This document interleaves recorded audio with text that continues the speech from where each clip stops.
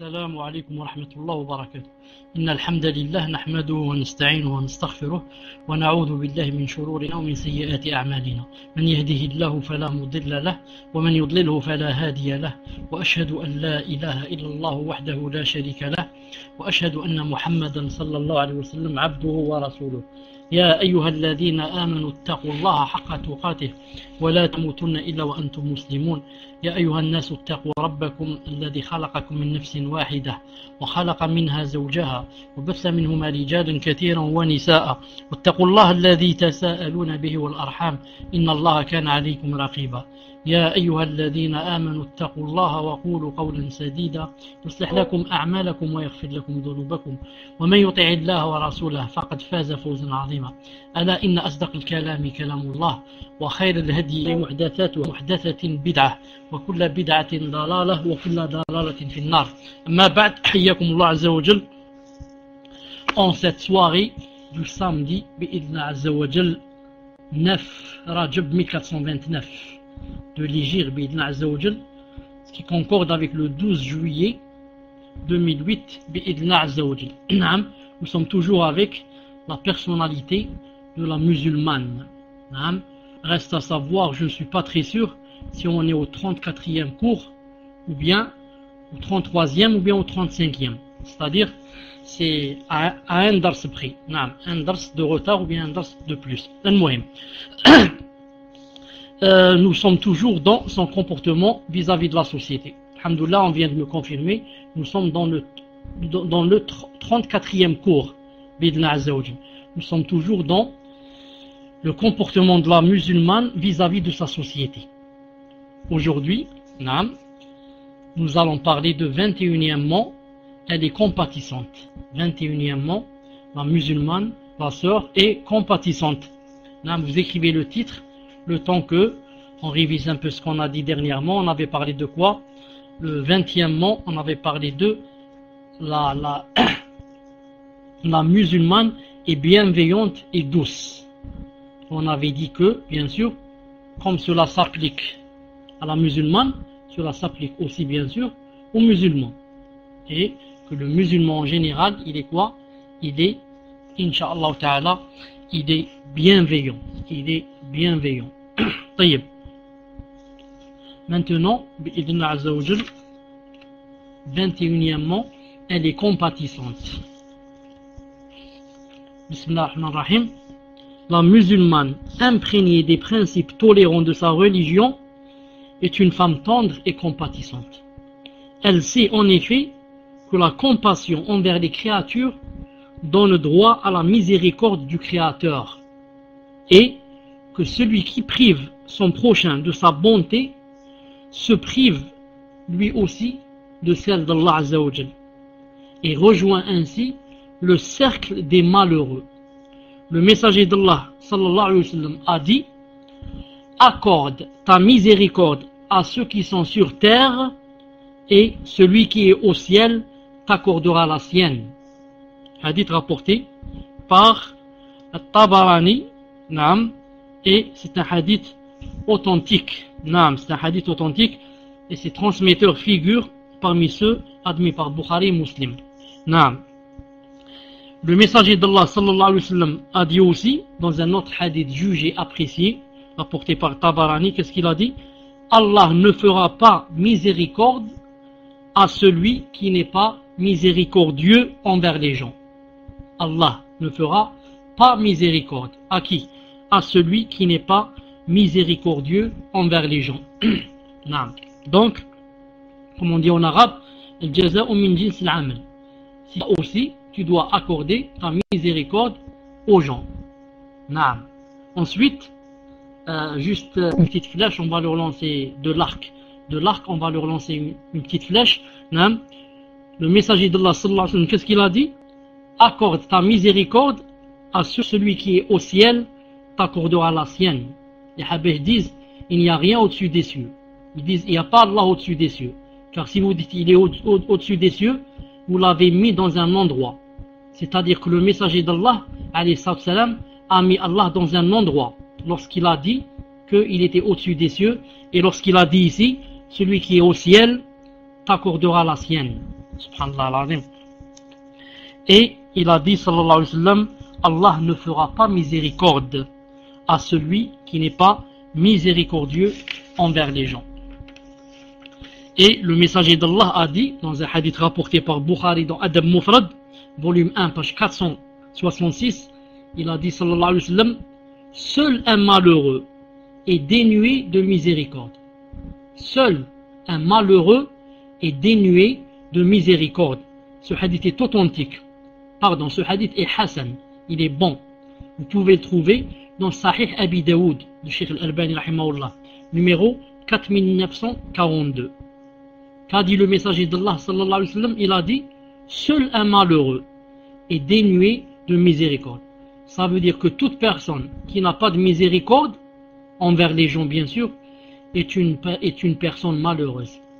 Même si elle croit qu'elle est heureuse, et elle croit qu'elle sera heureuse demain quand elle va rencontrer Allah Azza wa Jal, on va lui dire l'essentiel, ce n'est pas les jugements qu'on porte nous sur nous-mêmes, ni les jugements que les gens portent sur nous aussi, mais d'abord le jugement d'Allah Azza wa Jal et de son prophète sallallahu alayhi wa sallam. Et ici son prophète alayhi sallam a dit que malheureuse.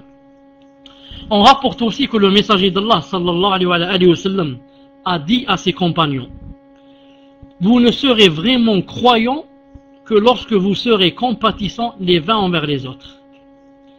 Mais chacun d'entre nous est compatissant au messager d'Allah, lui dirent-ils.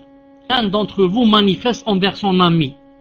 Mais de toutes les gens, de toutes les gens, hadith rapporté par Tabarani, ces transmetteurs figurent parmi les noms admis par Bukhari et Muslim. Voir Majma' al-Zawaid, volume 8, page 186. À travers ce hadith, le messager d'Allah sallallahu alayhi wa sallam, en parenthèse, ce hadith que je n'ai pas eu le temps de vérifier son authenticité chez Cheikh Al-Albani rahimahullah, à travers ce hadith, le messager d'Allah sallallahu alayhi wa sallam incite les croyants et les croyantes à une vaste compassion qui atteint tout le monde afin de contribuer à l'établissement de la solidarité, de la fraternité et de l'affection. Le prophète sallallahu alayhi wa sallam est un exemple inégalable dans ce domaine. Son comportement sallallahu alayhi wa sallam était la concrétisation même de la compassion. On rapporte à ce propos que le messager d'Allah sallallahu alayhi wa sallam a dit, qu'est-ce qu'il a dit? Il a dit, il m'arrive d'entamer la prière en commun en ayant l'intention de la prolonger. Mais dès que j'entends un enfant pleurer, j'accélère ma prière parce que je sais combien une mère souffre quand elle entend son enfant pleurer. Allahu Akbar. Hadith rapporté par Bukhari et Muslim. Vous avez entendu ce qu'a dit le messager d'Allah sallallahu alayhi wa sallam? C'est-à-dire que des fois il rentre dans une prière quand il est en train de guider les musulmans avec l'intention de la prolonger. Il se dit par exemple, je vais lire avec par exemple Surat Tawbah par exemple. Il a dit, mais dès que j'entends un enfant pleurer, qu'est-ce que je fais alors? Alors je commence à accélérer ma prière. Pourquoi? Parce que je sais combien une mère souffre quand elle entend son enfant pleurer. Vous avez vu le messager d'Allah sallallahu alayhi wa sallam, combien qu'il donne d'importance aux sentiments des autres. Subhanallah al-Azim. Cela devrait être une règle pour nous. Nous devons tous faire comme le messager d'Allah sallallahu alayhi wa sallam et donner de l'importance à quoi? Aux sentiments des autres, pour ne pas les blesser, pour ne pas les léser, pour sentir ce qu'ils sentent, sentir leur peine, sentir leur fardeau, sentir leur pauvreté. C'est cela la compassion que Allah Ta'ala veut de nous et que son messager sallallahu alayhi wa sallam veut de nous. Dans la salat, qui est le grand pilier, l'un des grands piliers de l'islam, le premier pilier après la shahada. Dans la salat, le messager d'Allah sallallahu alayhi wa sallam ressent de la compassion envers la mère, parce que son enfant est en train de pleurer.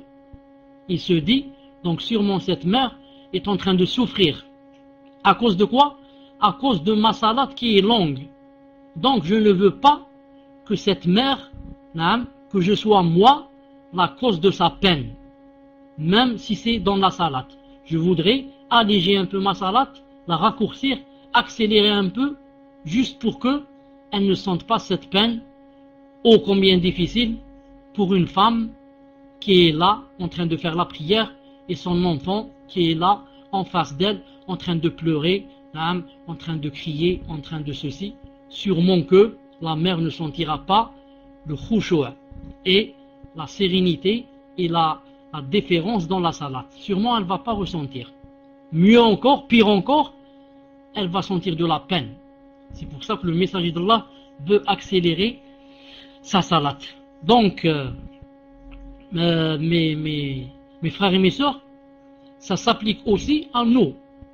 Si on est dans la salat en train de guider et on sent que derrière nous, il y a quelqu'un qui est peiné, il y a quelqu'un qui est malade, il y a quelqu'un qui souffre, on doit quoi? On doit accélérer un peu de notre salat sans bien sûr accélérer au point de la rendre nulle. Ça, comment dirais-je? Ça s'applique surtout aussi aux femmes, aux sœurs qui sont à la maison. Quand tu es dans la salat, ma sœur, et que voilà ton enfant commence à pleurer, et pleurer d'une façon vraiment sérieuse, au point où tu sens que il est en train de se peiner, sallallahu alayhi wa sallam, et accélérer un peu ta salat, je dis un peu, sans exagérer, pourquoi? Pour, Inch'Allah Ta'ala, compatir avec le bébé et ne pas le laisser souffrir. Donc cela veut dire quoi en gros? C'est, si je puis dire, la puissance, la beauté, la sublimité de cet islam, masha'Allah, qui veut, ou qui fait tout son possible pour éloigner les peines et pour éloigner les maux. Même si on est dans la salat, subhanallah al-azim, on la raccourcit pour ne pas peiner les gens. Subhanallah al-azim, subhanallah al-azim.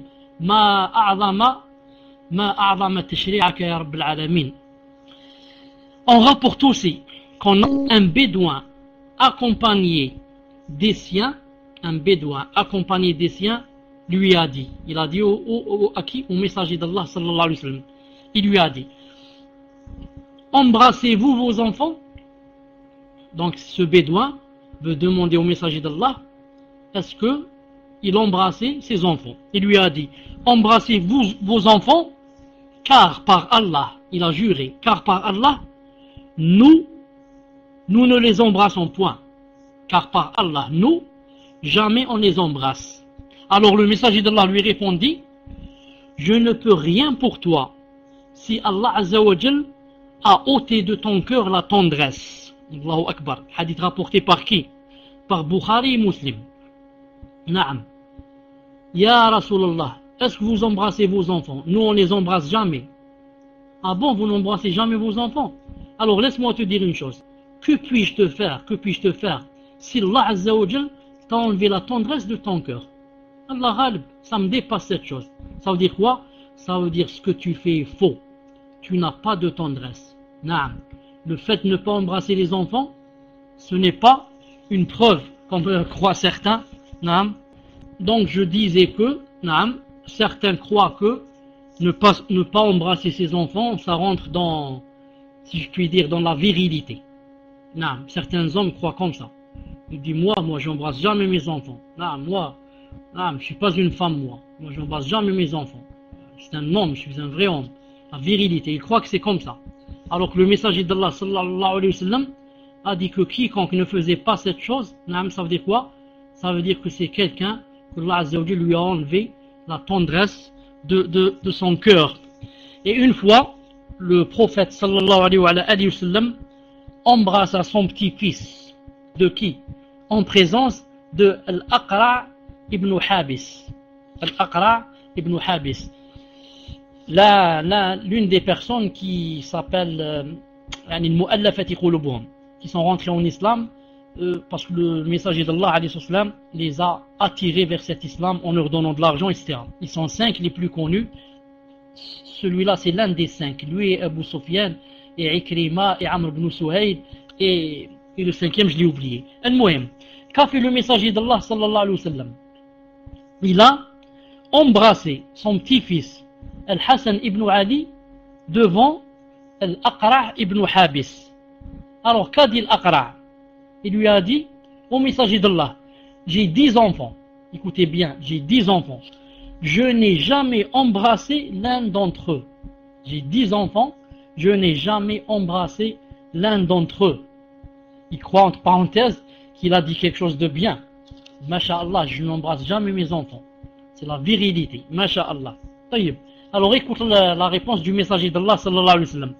Le messager d'Allah sallallahu alayhi wa sallam lui dit alors, on ne fera pas miséricorde à celui qui n'est pas miséricordieux. Hadith rapporté par Bukhari et Muslim. On ne fera pas miséricorde à celui qui n'est pas miséricordieux. Donc, tu veux pas embrasser les enfants, tu veux pas avoir de la tendresse dans le cœur, tu veux pas leur montrer de la miséricorde envers eux, alors Allah Azza wa Jal ne sera pas miséricordieux avec toi. Alors là, ça devient grave, bien sûr. On rapporte dans ce même contexte qu'une fois, Omar ibn al-Khattab, qu'Allah Ta'ala l'agrée, décréta la nomination d'un homme en tant que gouverneur. Il décréta la nomination d'un homme en tant que gouverneur. S'il l'entendit déclarer qu'il n'embrassait pas ses enfants, alors Omar ibn al-Khattab radiyallahu ta'ala anhu renonça à sa décision. Il renonça et annula le fait de l'avoir décrété comme quoi? Comme responsable et comme gouverneur. Alors il annula sa décision et lui dit, qu'est-ce qu'il lui a dit? Il lui a dit, si tu ne témoignes d'aucune miséricorde envers tes propres enfants, comment en témoigneras-tu envers les gens? Par Allah, je ne te nommerai jamais. Puis, il déchira le décret de nomination. Subhanallah, Allahu Akbar. Vous avez remarqué Omar ibn Khattab radiyallahu ta'ala anhu, comment il a remarqué? Il a dit, puisque cette personne que je viens de nommer comme responsable n'éprouve aucune tendresse envers ses enfants. Or, comment cette personne va éprouver de la tendresse envers d'autres gens, des étrangers? C'est impossible. Tes enfants, tes propres enfants, tu n'as pas de tendresse envers eux, tu n'as pas de rahma. Comment tu vas avoir de la rahma envers des gens qui vont venir te demander secours, des gens qui vont venir te demander assistance? C'est impossible. Tes enfants, tu les aimes pas. Comment vas-tu aimer les autres, les étrangers? Non. Dans plusieurs hadiths authentiques, le messager d'Allah sallallahu alayhi wa sallam précise que la compassion est due à tout être vivant, y compris les animaux. Le musulman doit compatir non seulement avec les croyants, mais encore, même envers les kuffars, mais encore, même envers les animaux. Quand je dis kuffars, ce sont toujours les kuffars qui ne sont pas en guerre contre les musulmans, bien sûr. Bukhari et Muslim rapportent, d'après Abu Huraira, qu'Allah Azza wa Jalla agrée, que le prophète sallallahu alayhi wa sallam a dit, qu'est-ce qu'il a dit? Il a dit, lors de son voyage, bien lors d'un voyage, un homme éprouva une soif intense. Ayant trouvé un puits, il y descendit et s'y désaltère. Quand il remonta du puits, il remarqua un chien haletant, en train d'haleter, qui mangeait de l'air humide, qui mangeait de la terre humide à force d'avoir soif. Ce chien se dit, l'homme souffre de la soif autant que j'en souffrais, c'est-à-dire avant que je descende dans le puits. Il redescendit alors dans le puits, remplit sa chaussure d'eau, la saisit par la bouche, remonta en surface et donna à boire au chien. Résultat, Allah Ta'ala l'en récompensa alors et lui accorda son pardon. Hadith authentique. Subhanallah al-Azim. Subhanallah al-Azim. vous avez remarqué que Allah Azza wa Jal a pardonné ici à une personne, lui a accordé son pardon, car qu'est-ce qu'elle a fait? Elle a compati avec un chien, un sale chien, un chien qui 7 fois, 6 fois, avec de la terre et 7 fois avec de l'eau, et la 7e fois avec de l'eau pour enlever la terre. Subhanallah al-Azim. Ce chien, si il a soif, tu lui donnes à boire, Allah Azza wa Jal va te récompenser. À condition, comme je dis, que ça soit un chien qui soit permis d'avoir, par exemple, dans la maison. Mais nous, on ne parle pas de ça. On parle, tu marches dans la rue, tu trouves un chien qui va mourir de faim. Et tu lui jettes, par exemple, quoi? Un peu de pain ou un peu de viande. Ou bien tu le trouves qui va mourir de soif. Et tu lui donnes à boire un peu d'eau. Les Sahaba ont dit, radiyallahu ta'ala anhum, aurons-nous une rétribution pour nos bienfaits envers les animaux, ya Rasulullah? Quand ils ont entendu ce hadith, ils ont dit, ya Rasulullah, est-ce que quand on fait une bonne action envers les animaux, on aura des récompenses? Il a répondu, sallallahu alayhi wa sallam, pour tout bienfait accordé à un être vivant, il y a une rétribution. Vous avez entendu? Pour tout bienfait, tout bien que l'on fait, à un être vivant, même si c'est un animal, on aura une récompense bi'idnillahi azza wa jal. Le Bukhari Muslim rapporte aussi, d'après Abdullah bin Umar radiyallahu ta'ala anhuma, que le messager d'Allah sallallahu alayhi wa sallam a dit, qu'est-ce qu'il a dit? Écoutez bien le hadith qui va venir. Il a dit, une femme a été châtiée. Et bien sûr, Allah Ta'ala l'a fait rentrer en enfer. À cause d'une chatte qu'elle avait enfermée en la laissant mourir de faim. Il a dit, cela lui a valu l'enfer.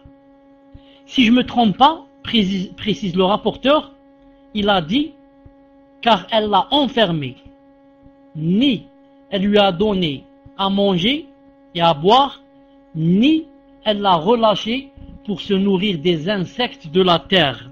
Naam, hadith authentique. Donc une femme fut châtiée en enfer à cause de quoi? À cause d'un chat ou bien d'une chatte. Pourquoi? Elle l'a enfermée chez elle et ni elle lui a donné à manger, à boire, ni quoi? Ni elle a laissé se nourrir des bestioles de la terre. Qu'est-ce qu'on prend de ce hadith? On prend de ce hadith la gravité de faire mourir un animal sans raison, comme a fait cette femme-là. Et on prend de ce hadith aussi qu'il est permis donc d'avoir un animal dans la maison si on lui donne des choses nécessaires dont il a besoin. Si on lui donne à boire, on lui donne à manger, on le couvre en ceci, cela, on le couvre du froid, on le couvre du soleil. Ça veut dire, Inch'Allah Ta'ala, c'est permis et que peut-être même on a des récompenses si on le fait pour Allah Azza wa Jal, parce qu'on a trouvé ce chat comme ça jeté dans la rue, qui n'a ni à manger ni rien, et on l'a pris à la maison avec ce but, bi'idnillah Azza wa Jal. Telle est l'importance de la compassion dans l'islam, et tels sont ses vastes domaines. C'est une valeur noble et méritoire, une valeur synonyme de miséricorde, et ainsi dérivé donc des noms des attributs d'Allah Azza wa Jal. Un des deux noms des attributs d'Allah Azza wa Jal, le tout miséricordieux, le très miséricordieux. Et le messager d'Allah sallallahu alayhi wa sallam, même aux animaux, que vous avez entendu avec moi la fois passée, qu'il avait dit que il était interdit de maltraiter un animal, même si on allait l'égorger. Même si on va égorger l'animal, le mouton, et il va mourir dans quelques minutes, mais on doit bien aiguiser son couteau, pour ne pas lui faire mal, pour ne pas le léser. Car quand on aiguise un couteau, il va mourir en deux coups. Un coup, et je fais revenir le couteau une deuxième fois du haut vers moi. Et, alhamdoulilah, le mouton est mort. Quand le couteau n'est pas aiguisé, qu'est-ce qui se passe? Je vais rester peut-être une minute en train de, comme ça, de frotter son cou sur son cou et lui faire mal et le faire souffrir. Naam. Et le messager d'Allah sallallahu alayhi wa sallam, naam, dans le hadith authentique, dans un hadith authentique rapporté par le Bukhari, rahimahullah, qu'une fois ils étaient comme ça en voyage et le chameau du messager d'Allah sallallahu alayhi wa sallam a, si je puis dire, il y a un mot comme ça je connais pas, ça fait longtemps que j'ai pas employé ce mot, j'ai oublié, c'est comme si je puis dire hargné ou quelque chose comme ça, c'est-à-dire n'a plus voulu marcher. Ça arrive chez les animaux, surtout le cheval, de temps en temps il veut plus marcher et il se met comme ça sur son ventre. Même le chameau, des fois il fait comme ça. Alors les compagnons, radiyallahu ta'ala anhum, ont commencé à dire, il a, bon ils ont employé le mot que je connais pas, en arabe on dit haranat. Ils ont dit haranat al-qaswa, ils ont dit le chameau ne veut plus marcher, le chameau s'est bloqué, le chameau ne veut plus marcher. Qu'a dit le messager d'Allah sallallahu alayhi wa sallam? Il a dit ma haranat al-qaswa. Al-qaswa وليس ذاك لها بخلق وإنما حبسها حابس الفيل. Vous savez qu'a dit le messager d'Allah sallallahu alayhi wa sallam quand on lui a dit que le chameau a bloqué, il ne veut plus marcher, il s'est entêté, le chameau s'est entêté, il ne veut plus marcher. Qu'a dit le messager d'Allah? Il a dit il ne s'est pas entêté. Et il a dit ce n'est pas de son caractère. Ce chameau, il ne s'est pas entêté, je le connais bien. Ensuite, ce n'est pas de son caractère, il ne fait pas ça.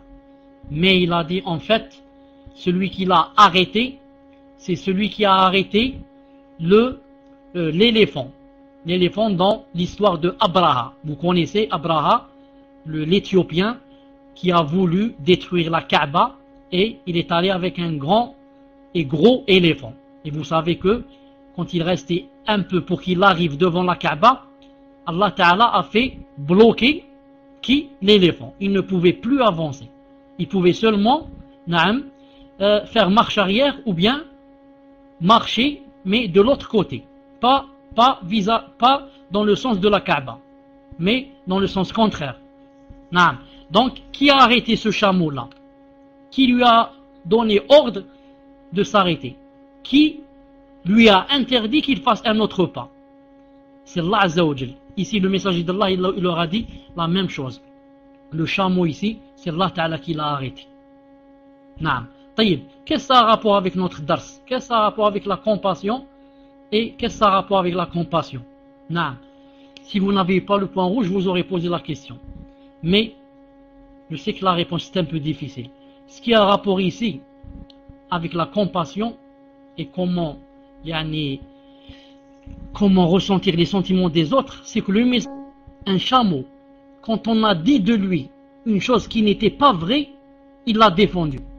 On a dit de lui, il s'est entêté, il ne veut pas marcher, et pas son caractère. C'est Allah Ta'ala qui l'a arrêté. Regardez, le messager d'Allah, un chameau, il le défend. Pourtant le chameau n'a pas entendu ce qu'on a dit de lui, ni l'a compris.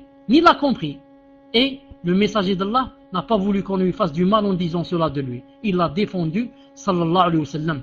Vous connaissez quelqu'un comme le messager d'Allah, sallallahu alayhi wa sallam? Il défend un chameau quand on dit de lui une chose qui ne lui convient pas, qui n'est pas de son caractère et non pas de ses habitudes. Qu'en est-il des frères et des sœurs qui entendent leurs frères et les sœurs en train de parler d'eux et ne les défendent pas? Ce ne sont pas des chameaux, ce sont des frères et des sœurs. Et tu entends quelqu'un parler d'eux et tu le défends pas. Tu te tais et peut-être même tu trouves du plaisir dans ton cœur. Qu'Allah Azza wa Jal nous préserve. Qu'Allah Azza wa Jal nous préserve. Naam. Une fois, le messager d'Allah sallallahu alayhi wa sallam est rentré dans un, si je puis dire, un jardin comme ça. Il est rentré faire ses besoins. Naam. Quand il est ressorti sallallahu alayhi wa sallam, il a dit, il y avait un chameau dans le jardin où je suis rentré. Il a dit, c'est qui le propriétaire de ce chameau? Alors une personne lui a dit, Ya Rasulallah, c'est moi. C'est moi. Alors le messager d'Allah sallallahu alayhi wa sallam lui a dit, crains Allah Azza wa Jal. Crains Allah Azza wa Jal. Car ce chameau, naam, est venu se plaindre de toi à moi. C'est-à-dire, le chameau a commencé à pleurer. Naam. Des larmes coulaient des yeux du chameau. Et le chameau s'est rapproché du messager d'Allah sallallahu alayhi wa sallam et s'est plaint. Il a dit, crains Allah. Ce chameau vient de se plaindre à moi et il m'a dit que tu ne le nourris pas suffisamment et que tu portes sur lui plus qu'il ne peut. Naam, ta charge, la charge que tu mets sur lui est lourde pour lui et tu ne lui donnes pas à manger suffisamment. Crains Allah Azza wa Jal, crains Allah Azza wa Jal. Subhanallah al-Azim. Le messager d'Allah sallallahu alayhi wa sallam, naam, était tellement compatissant que non seulement il était compatissant avec les animaux et avec les êtres humains, comme Allah Ta'ala dit dans le Coran, وَمَا أَرْسَلْنَاكَ إِلَّا رَحْمَةً لِلْعَالَمِينَ. On ne t'a envoyé que miséricorde pour l'alamin, pour tout le monde, miséricorde. Je disais, non seulement le messager d'Allah sallallahu alayhi wa sallam était miséricordieux aussi envers les animaux, mais des fois, il était mis par les animaux, les choses. Subhanallah al-Azim. Comment cela? Vous savez que dans un hadith authentique, que le messager d'Allah sallallahu alayhi wa sallam, avant que le compagnon qui s'appelle Tamim ad-Dari ne lui donne l'idée de construire un mimbar sur lequel on monte maintenant pour faire le prêche, il faisait le prêche comme ça, debout. Il faisait le prêche debout, adossé à un tronc d'arbre. Et lorsque Tamim Dari radiallahu ta'ala anhu lui a conseillé le mimbar, et une femme, dans certaines versions, une femme lui a construit ce mimbar, dans d'autres versions c'est Tamim Dari lui-même, il a délaissé le tronc et il est monté faire sa Jumu'ah sur quoi? Sur le mimbar. Quand il a commencé sallallahu alayhi wa sallam à faire le prêche, ils ont entendu le tronc d'arbre qui a commencé à gémir et à pleurer. Comme nous on entend un bébé comme ça de 3 mois ou de 4 mois ou de 6 mois qui commence à gémir lorsqu'il veut quoi? Lorsqu'il veut la poitrine de sa mère. Subhanallah al-Azim. Au point où ces gémissements subhanallah al-Azim, se multipliaient et augmentaient. À chaque fois que le messager d'Allah continuait son prêche. Au point où sallallahu alayhi wa sallam a décidé d'interrompre la Jumu'ah et il est descendu vers le tronc d'arbre et il a commencé à le caresser comme une mère caresse son bébé jusqu'à ce que le tronc d'arbre soit, si je puis dire, c'est tu. Il a senti la tendresse de la main du messager d'Allah sallallahu alayhi wa sallam en train de le caresser et alors il s'est tu comme une mère qui donne sa poitrine à son enfant. Il commence comme ça à lui tapoter sur l'épaule en disant mon fils. Elle lui tapote comme ça jusqu'à ce qu'il se taise. Subhanallah al-Azim. Regardez, un tronc d'arbre, le messager d'Allah est miséricordieux envers lui et il descend, il le caresse jusqu'à ce qu'il se taise et il ne dit pas moi je m'en fous, c'est un tronc d'arbre, il ne ressent rien, mais il descend et le caresse jusqu'à ce qu'il se taise. Sallallahu alayhi wa sallam, sallallahu alayhi wa sallam, sallallahu alayhi wa sallam. 22e, on le laisse pour la prochaine fois. 22e, elle œuvre pour le bien des gens. On le laisse, Inch'Allah Ta'ala, pour la prochaine fois, bi'idhna azza wa jal. Je m'arrête ici, Inch'Allah Ta'ala. Subhanak Allahumma bihamdik, ashhadu an la ilaha illa ant, astaghfiruka wa atubu ilayk. Ceux qui vont à la salat, qu'ils aillent à la salat. Ceux qui ont quelque chose à faire, qu'ils vont faire cette chose. On se rencontre, Inch'Allah Ta'ala, dans 10 minutes à peu près. Assalamu alaikum wa rahmatullahi wa barakatuh. Alhamdulillah. Bismillah ar-Rahman ar-Rahim. Wa salatu wa salam ala ashraf al-mursalin. Donc, en cette soirée du samedi, 9 Rajab 1429 de l'Hégire, ce qui concorde avec le 12 juillet 2008, Bidna Azzawajal, toujours avec le 34e cours de la personnalité de la musulmane. On va commencer, Inch'Allah Ta'ala, la série de questions-réponses. Qu'Allah Azzawajal nous donne la sincérité et nous aide, Bidna Azzawajal, à condition que ça soit, Inch'Allah Ta'ala, une question par personne, afin que tout le monde puisse penser. Je dirais deux choses. Si la sœur qui m'avait posé des questions sur le massage et la morphine, etc., elle est là, qu'elle me le dise, Inch'Allah Ta'ala. Et ensuite, en ce qui concerne lorsque vous m'aviez posé la question sur le fait de teinter les sourcils, et que je vous avais répondu d'après l'avis de Cheikh Ibn Uthaymin, le lendemain, après vous avoir répondu, j'avais lu aussi que Cheikh, attendez, son nom est un peu difficile, Muhsin al-Abbad, rahimahullah. Voilà, Muhsin al-Abbad, hafidahullah, l'un des savants de l'Arabie Saoudite, a dit que ce n'était pas permis. Pourquoi je vous dis cela? Pour que vous sachiez qu'il y a deux avis. L'avis qui dit c'est permis de les teinter, et l'avis qui dit que ce n'est pas permis de les teinter. Et moi je dis, Wallahu ta'ala alam, au moins, si quelqu'un ou une sœur va prendre avec l'avis de Cheikh Ibn Uthaymin, qui dit que c'est permis de se teinter, au moins, en les teintant, elle ne fait pas de sorte de les amincir, de les rendre minces. Mais si elle teinte comme ça, pour que ça ressemble par exemple à ses cheveux, c'est tout. Mais elle teinte pas avec quoi? Avec l'idée de les amincir, mais surtout, comme j'ai dit, si elle n'est pas mariée et que ça rentre dans la duperie et la ruse. Allah Azza wa Jal a'lam. Tfaddal Inch'Allah Ibn al-Qayyim. Assalamu alaikum wa rahmatullah ya Cheikh. Je vends quelques articles pour les sœurs et le 2 mai dernier, j'ai envoyé par la poste la commande d'une sœur. Et jusqu'à présent, la sœur n'a pas reçu son colis. Après plusieurs relances que j'ai fait à la poste en vain, à chaque fois ils me disent de patienter, car ils ont fait le nécessaire, etc. De l'autre côté, la sœur, qui est dans son hack, me demande où ça en est. Sachant que la sœur m'a réglé sa commande, frais de port compris, de plus, elle doit voyager d'ici la fin du mois. Ma question, Chir, est la suivante. La sœur me demande si je compte lui rembourser ce qu'elle m'a payé.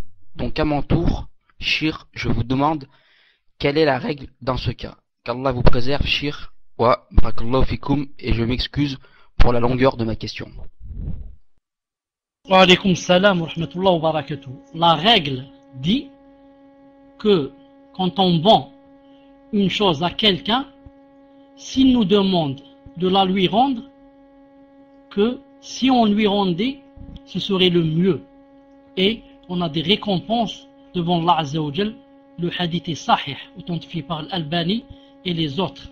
Que quiconque rend Allah Azza wa rend et accepte d'elle sa marchandise, que Allah Azza wa Jal lui donnera des récompenses, ou bien éloignera de lui des chagrins le jour du jugement dernier. Quelque chose en ce sens. Mais le hadith est authentique. C'est comme ça qu'on doit quoi?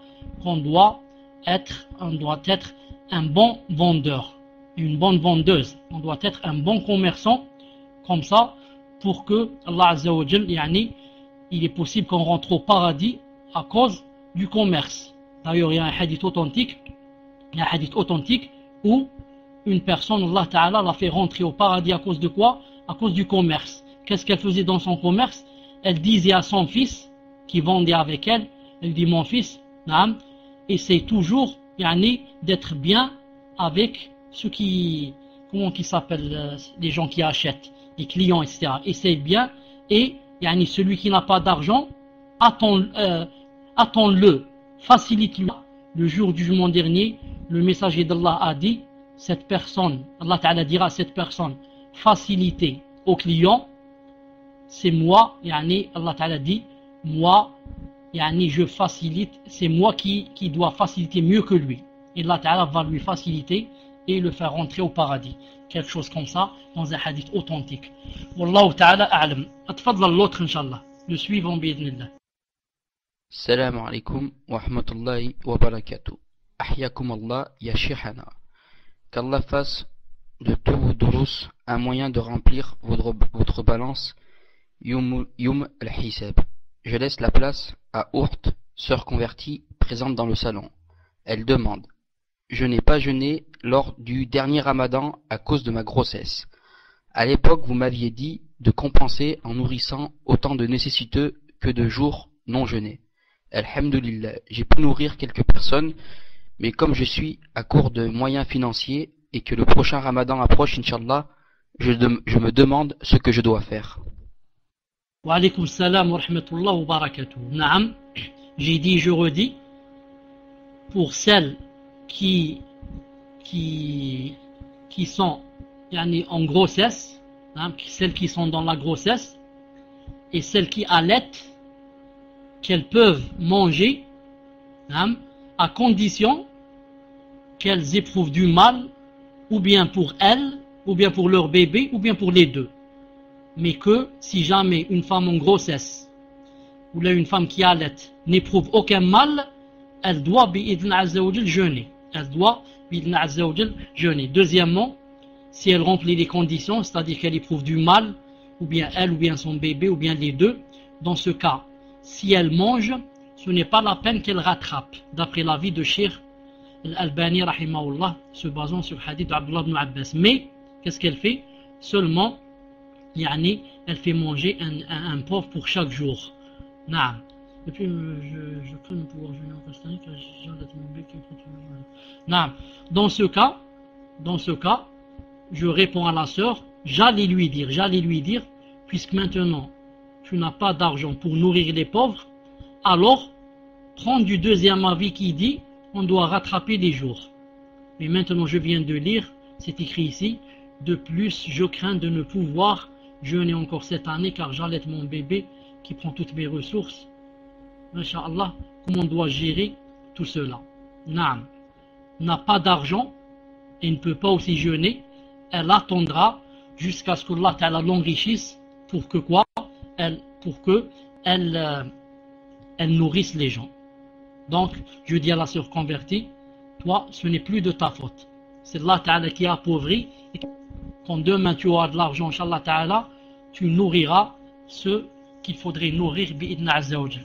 Dans le cas où c'est impossible d'avoir de l'argent, Inch'Allah Ta'ala, tu rattraperas d'autres jours quand tu pourras bi'idna azza wa jal. Naam. Tfaddal Inch'Allah le prochain. Abdullah 06, on vous a déraidé, vous pouvez poser votre question. Salama 57, à votre tour Inch'Allah, le temps que Abdullah 06 prépare sa question. Salam alaikum shir. Ahyakum Allah, ma question concerne la prière du voyageur. Je vais partir au bled, Inch'Allah. Dois-je faire la prière du voyageur si je suis hébergé chez ma sœur? Et le deuxième cas, si je suis dans la maison de mes parents. Pouvez-vous citer les adillah, car je sais qu'il y a des divergences à ce sujet. Barakallahu fikum. Wa alaykum salam wa rahmatullah wa barakatuh. Je demande à celui qui a posé la question, Naam Salama 57, est-ce que la question c'est pour une femme ou là pour un homme? Salama 57, la question c'est pour toi ou là pour un homme? Car elle va pour toi. Naam. Si c'était un homme, ce serait facile. On lui dira, essaie Inch'Allah Ta'ala, même quand tu es chez ta soeur ou chez tes parents, essaye de faire quoi? Essaye de faire la prière dans la mosquée au maximum, Inch'Allah Ta'ala. Quand c'est une soeur, naam, on lui dit que, Inch'Allah Ta'ala, si elle veut, elle prend de l'avis de beaucoup de savants, et c'est l'avis aussi du frère Abdel Malik Ramadani, naam, que tu peux prendre de l'avis qui dit 3 jours. Quand tu es là-bas, tu as 3 jours, les 3 jours que tu passes à la maison, tu l'as fait en quoi? Tu l'as fait raccourci. Ensuite, à partir du quatrième jour, pardon, tu la groupes, tu la groupes, tu la fais d'une façon naturelle, c'est-à-dire elle n'est pas raccourcie. Naam, ça c'est l'avis de Taliban, les grands imams des 4 rites, mais ce n'est pas obligé. C'est-à-dire, si jamais tu voudrais continuer à la faire raccourcie, Inch'Allah Ta'ala, jusqu'à ce que tu reviennes, tant que tu n'es pas chez toi, car tu es seulement invité là-bas, tu n'es pas chez toi, ça se fait bi'idnillah azza wa jal. Mais pour moi, Wallahu Ta'ala alam, si tu veux, après, ou si tu peux, après le 4e jour, tant que tu es chez tes parents là-bas, tu l'as fait normal, Wallahu azza wa jal a'lam. C'est un peu difficile de citer maintenant les dalils, c'est un peu difficile. Mais je te donne, Inch'Allah Ta'ala, mon avis. Tfadlal, Inch'Allah Ta'ala, le prochain. Ubaidallah, c'est à votre tour, Inch'Allah. Salam alaikum, Shihana. C'est moi qui vous ai posé la question par rapport au massage. Aussi, j'aimerais savoir si pour une personne qui a des pertes blanches presque en permanence, doit-elle refaire ses ablutions entre une prière obligatoire et les sunnahs qui les suivent et entre le fajr et le subh. Jazakumullah khairan. Wa alaykum salam wa rahmatullah wa barakatuh. Ubaidallah, écrit numéro 1 si tu m'entends. Alhamdulillah. Pour le massage, Inch'Allah Ta'ala, je te répondrai, Inch'Allah Ta'ala, après le dars, attends-moi, je te répondrai, Inch'Allah Ta'ala, après le dars, bi'idna azza wa jal. En ce qui concerne les pertes blanches qui coulent des femmes, l'avis de Cheikh Ibn Uthaymin, rahimahullah, mais ce n'est pas de la souillure, c'est-à-dire que si une femme fait la salat, même avec les pertes blanches, c'est-à-dire que ce n'est pas de la souillure, c'est-à-dire que sa salat est valable. Mais, quand les pertes blanches sortent d'une femme, alors elles annulent quoi? Elles annulent les ablutions. Et chez d'autres savants, ça n'annule pas les ablutions. Mais je vous ai donné l'avis de Cheikh Ibn Uthaymin, qui est un grand savant. Je crois qu'il vaudrait mieux prendre de son avis, comme quoi ça annule les ablutions parce que ça sort des parties intimes. Et toute chose qui sort des parties intimes annule les ablutions. Mais ce n'est pas de la souillure. Donc, la sœur devra, à chaque la prière obligatoire, ou bien les nafilas qui sont avant elle, ou bien après elle, elle fait les ablutions, c'est tout. Une fois, c'est tout. Ensuite, elle va refaire les ablutions quand l'autre va venir. Est-ce que vous m'entendez maintenant? Peut-être ça s'est coupé, Allahu a'lam. Une femme qui a les pertes qui ne s'arrêtent pas de couler, qu'est-ce qu'elle fait? Elle fait les ablutions seulement avant la salat. Et dans la salat, c'est inclus les nafilas qui sont collés avec elle. Je donne un exemple. Salat al-subh. Qu'est-ce qu'elle a comme nafila avant elle? Elle a salat al-fajr. Donc elle fait les ablutions une seule fois, et avec ses ablutions, elle fait salat al-fajr et elle fait salat al-subh. Ensuite, quand c'est salat al-dhuhr, qu'est-ce qu'elle fait? Elle fait les ablutions, elle se lave les parties, elle fait les ablutions. Ensuite, qu'est-ce qu'elle fait? Elle fait 4 avant le dhuhr, et ensuite elle fait dhuhr, et ensuite elle fait 2 après dhuhr, sans refaire les ablutions. Elle attend. Quand c'est salat al-asr, elle fait les ablutions, et elle peut faire 4 rak'at avant l'asr, ensuite salat al-asr, et comme ça. Donc, les nafilas qui sont inclus avec la prière obligatoire. Elle ne fait pas d'ablution à cause des nafilas. Les nafilas qui sont collés avec la salat. Inch'Allah Ta'ala, c'est compris. Hein? Inch'Allah, si c'est compris, écrit numéro 1. Dis-moi, Inch'Allah, d'accord, c'est clair, Alhamdulillah.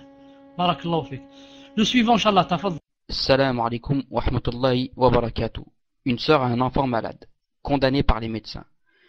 Et celle-ci, choquée par cette nouvelle, a fait des dépenses, jouets, balançoires, etc. pour faire plaisir à l'enfant, alors qu'elle n'en avait pas les moyens. Aujourd'hui, elle se retrouve avec une dette et demande aux sœurs de l'aider à la régler. Est-ce une sadaqa de l'aider? Barakallahu fikum. Wa alaykoum salam wa rahmatullah wa barakatuh. Est-ce que vous m'entendez? Alhamdulillah. Naam, certes, c'est sûrement une sadaqa d'aider une personne pareille. Mais je veux dire comme ça très vite que la personne ne doit pas s'humilier devant des gens et insister comme ça pour qu'on l'aide. Elle demande comme ça une fois et elle l'attend. Si on l'aide, on l'aide. Si on l'aide, naam, on doit toujours avoir ce respect pour soi-même. Et c'est aux autres d'aider, naam, sans qu'on leur supplie, sans qu'on les supplie. Car en aidant, ils savent qu'ils auront de grandes récompenses demain devant Allah Azza wa Jal. Entre autres, je profite ici aussi pour dire une autre chose. Naam, je ne parle pas de Ihsan, je la connais pas, c'est la première fois que je vois ce pseudo. Je parle en général. Naam, c'est dommage que même dans les aides, etc., il y a des fois des choses, il y a des personnes qui trichent. Naam, même dans des aides, etc., il y a des personnes qui trichent. Pas plus tard qu'hier, dans ma mosquée ici, quelqu'un s'est levé, naam, et il a commencé d'abord par pleurer. Il pleure avant de parler. Naam, Kada, en train de pleurer, j'ai pas d'argent pour l'opération de ma mère et que, naam, je l'ai arrêté en naam. J'ai dit premièrement, naam, il faut aller un peu loin pour demander ça, c'est pas dans la mosquée. De toute façon, j'ai dit attention, il y a beaucoup de gens qui font ça comme métier, et qui prennent, je suis devenu trop souvent, et qui prennent l'argent des gens en se montrant qu'ils sont pauvres, en montrant qu'ils ont des opérations à faire, en montrant ceci, en montrant cela. Et j'ai dit aux gens, attention, vous êtes ici, subhanallah, vous n'êtes pas dans votre pays. Vous venez ici pour ce qu'on appelle gagner votre pain, et vous souffrez. Et ensuite, une personne vient, elle demande ici, ensuite elle va dans une deuxième mosquée, troisième mosquée, quatrième mosquée, elle fait comme ça dans les 5 prières. Ensuite, qu'est-ce qu'elle fait? En un mois, elle prend un sachet, je dis bien un sachet, plein d'euros, et elle part dans son pays. Et elle achète là-bas une maison, une voiture. Parce qu'ici, les gens, quand ils donnent beaucoup. J'ai dit attention à cela, et croyez-moi, Allah subhanahu wa ta'ala est témoin, la personne n'a pas dit un mot. Si elle avait raison, elle aurait parlé. Elle aurait dit non, cher, taqillah, pourquoi vous dites comme ça? Ma mère est malade, voilà les preuves. Elle n'a pas dit un mot. Elle s'est tue, elle a descendu la tête et j'ai dit à mes amis qui étaient avec moi, je leur ai dit, regardez, il n'a même pas dit un mot, parce qu'il sait que ce n'est pas vrai ce qu'il est en train de dire. Taïb, jazakumullah khairan, pour celui qui peut aider, cette sœur, Inch'Allah Ta'ala, est celle qui peut l'aider, naam, elle demande la preuve, etc., où est l'ordonnance de cet enfant, etc., qu'il est malade. Ensuite, comme ça, quand elle fait une chose, elle l'a fait, en ayant le cœur apaisé, car le shaitan va rentrer, il va te dire peut-être qu'elle n'est pas malade, peut-être ceci, peut-être cela. Naam. Tfaddal, barakallahu fik. Je vais lire la question de Mohamed Ibn Idris, il me l'a envoyé en PV. Assalamu alaikum wa rahmatullahi wa barakatuh, shir. Barakallahu fikum. Pour tout le bien que vous faites, vous et tous ceux qui sont comme vous. Vous m'aviez dit de vous rappeler de faire un rappel aux frères et sœurs, salafis et autres, qui se contactent en PV. J'espère que vous vous rappelez, Inch'Allah. Ma question est la suivante. La femme musulmane doit-elle rester chez elle et elle peut sortir pour une nécessité? Pouvez-vous nous expliquer en détail, Shir, barakallahu fikum, qu'est-ce que la nécessité dans ce cas-là? Ahwan, mes frères et sœurs, wa Inch'Allah, nous profiter à tous. Wa alaykum salam wa rahmatullah wa barakatuh. En fait, Ibn Muhammad, il faut que tu saches, Inch'Allah Ta'ala, que je ne peux pas me rappeler de tout. Non, même si j'avais promis de faire un rappel, mais rappelle-moi toi quel est le thème du rappel. Pour faire le rappel, en ce qui concerne la sortie de la femme, en général, la femme, son lieu naturel, c'est la maison. Et que la sœur, la vraie, la multazima, ne quitte pas la maison quand elle n'a pas quelque chose à faire dehors. Et la chose qu'elle a à faire dehors, ça peut être des fois une chose obligatoire, comme ça peut être une chose nécessaire, comme ça peut être une chose permise, c'est tout. La chose obligatoire, quand elle doit sortir par exemple pour aller chez le médecin, pour aller travailler, si c'est du genre qui travaille et qui n'a pas de mari et qui a des enfants, etc. Naam. Et la chose seulement qui est nécessaire, par exemple, quand son mari n'est pas à la maison, qu'elle a des enfants et qu'ils doivent manger. Elle doit sortir pour acheter le pain et pour acheter le fromage et le lait, ce qu'il faut. Naam, car il n'y a personne qui peut faire cette chose à sa place. Et reste ce qui est permis, c'est tout. C'est quand elle sort par exemple, quand elle sort par exemple avec son mari pour aller se promener ou aller dans un jardin ou aller je ne sais pas où, ce n'est ni obligé ni nécessaire, mais c'est seulement permis. C'est seulement permis. C'est pour ça que, en fait, une femme sérieuse et multazima besoin pour aller vers un dars, pour aller rendre visite à une sœur, pour aller à un mariage, pour aller. Elle sort pas comme ça, elle dit je n'ai rien à faire, je vais me promener dans les rues. Je vais me promener dans la rue. Non, tout ça entre dans la nécessité. Non, pas tout ça. J'ai cité les choses qui rentrent dans la nécessité et j'ai cité les choses qui ne rentrent pas. Naam. Wallahu ta'ala a'lam. Quant au thème du rappel, naam, tu m'as pas dit encore que c'est quoi le rappel. Naam. Atfadal inshallah ta'ala donc. Où tu l'as dit, je vois pas. Naam, jazakallahu khayran. Ahsanallahu ilayk. Naam. Je fais un petit rappel, naam, en ce qui concerne les frères et les sœurs qui se contactent en PV, qui se contactent en PV, et qui se disent des choses qui ne sont pas dans la nécessité, qui se disent des choses qui ne sont pas dans la nécessité. Je leur dis de craindre Allah subhanahu wa ta'ala et de s'abstenir. Je n'appelle pas ça des frères qui envoient comme ça directement à la sœur, comme ça, directement, salam alaikum, veux-tu te marier? Salam alaikum, je cherche une épouse. Salam alaikum, quel âge as-tu? Et le plus malheureux de tout cela, c'est qu'il y a des femmes qui envoient ça aussi. Salam alaikum akhi, veux-tu te marier? Salam alaikum akhi, tu cherches une épouse? Vous allez me dire peut-être le chiffre exagère. Mais Allah Ta'ala sait que ce que j'ai dit est vrai. Subhanallah al-azim. La hawla wa la quwwata illa billah al-ali al-azim. Tayyib. On passe inshallah Ta'ala à la nouvelle question. Naam. Allah al-musta'an des femmes. Allah al-musta'an des hommes aussi qui font ça. Tfadal. Wa alaykum salam wa rahmatullah wa barakatuh. Naam. Mohamed al-Maghribi, j'entends, mais ce n'est pas suffisant. Ce n'est pas suffisant. Pourquoi? Parce que je voudrais te rappeler, Bidla Ta'ala, que les questions sont enregistrées et que les gens doivent bien écouter la question. C'est très important pour comprendre la réponse. C'est pour ça que je préfère qu'aujourd'hui, Inch'Allah Ta'ala, je préfère qu'aujourd'hui un autre lise les questions, car le son n'arrive pas bien. Une question claire pour que ils comprennent la réponse. Inch'Allah, jazakallahu khayran, barakallahu fik. Salam alaikum. Est-ce une sunna de prier les surrogatoires assis sans raison de maladie? Jazakumullah khairan. Si vous pouvez et que vous n'êtes pas fatigué, pourrais-je vous parler en PV avec votre épouse, s'il vous plaît? Wa alaykum salam wa rahmatullah wa barakatuh. Naam. Pour les prières surérogatoires, si quelqu'un les fait assis, sans excuse, il a la moitié des hasanat. Je répète, si quelqu'un veut faire une prière qui n'est pas obligatoire, il veut la faire assis, pas debout, et sans raison de maladie ni rien, il aura la moitié des récompenses. Voilà la réponse. Quant au PV, Inch'Allah Ta'ala, si mon épouse rentre aujourd'hui, je ne sais pas si elle va rentrer. Si elle rentre, contacte-la, Inch'Allah, je rentrerai avec vous dans le PV. Tfadal, Inch'Allah, le prochain. Jemaya, Inch'Allah, c'est à votre tour de poser votre question, on vous a retiré le raid.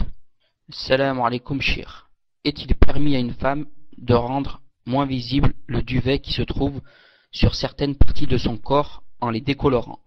Entre parenthèses, par exemple, le ventre, et d'épiler les poils des bras en raison de leur abondance pour plaire à son mari. Barakallahu fikum. Wa alaykum salam wa rahmatullah wa barakatuh. Quand elle dit, de rendre moins visible le duvet qui se trouve sur certaines parties de son corps, en les décolorant. Est-ce qu'elle voulait pas dire, moi j'ai cru le contraire, en les colorant? Est-ce que quand on veut les rendre invisibles, on les colore ou bien on les décolore? Car les décolorer, ça veut dire qu'ils ont déjà une couleur, on leur enlève la couleur. Donc, expliquez-moi, en les rendant blancs en fait, s'ils sont noirs, décolorants.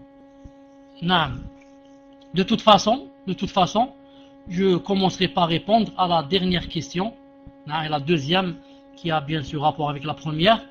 En ce qui concerne les poils des bras, en ce qui concerne les poils des bras, la règle c'est que en général, Allah Ta'ala n'a pas, ni son prophète sallallahu alayhi wa sallam, n'ont pas donné de texte en ce sens. Si on enlève ou on l'enlève pas. Comme il y a des textes sur les parties intimes, il y a des textes sur les sourcils par exemple. Mais sur les poils des bras et les cuisses et comme ça, le tibia, etc., il n'y a pas de texte en ce sens. C'est pour ça que les avis des savants ont divergé. Cheikh Al-Albani, Allah yarhamou, il dit que ce n'est pas permis. D'après Cheikh Al-Albani, Allah yarhamou, aucune femme ne doit tous les poils où il y a les textes. C'est-à-dire d'après Al-Albani, rahimahullah, une femme ne touche jamais les poils de ses bras, ni de son visage, ni des cuisses, ni du tibia, et comme ça.